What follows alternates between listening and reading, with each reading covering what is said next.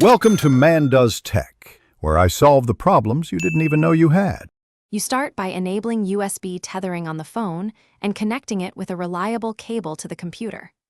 Once done, check that the phone reports a tethered connection and the PC shows a new network interface.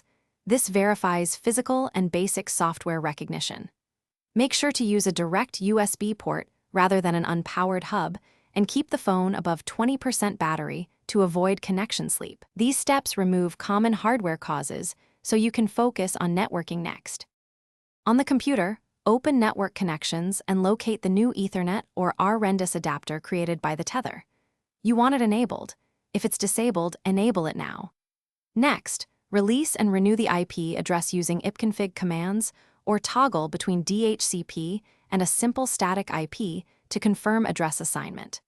If Wi-Fi remains active and takes priority, disable it or change interface metrics so traffic prefers the USB adapter. These actions resolve most local routing and addressing problems.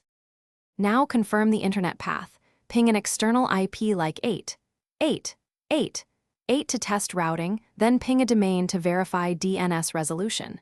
If IP pings succeed but domains fail, change DNS to a public resolver. If pings fail, restart tethering and reset network adapters on the PC. Also verify your carrier permits USB tethering.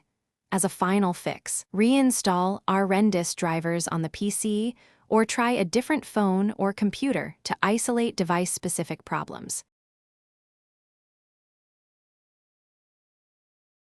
Thanks for watching.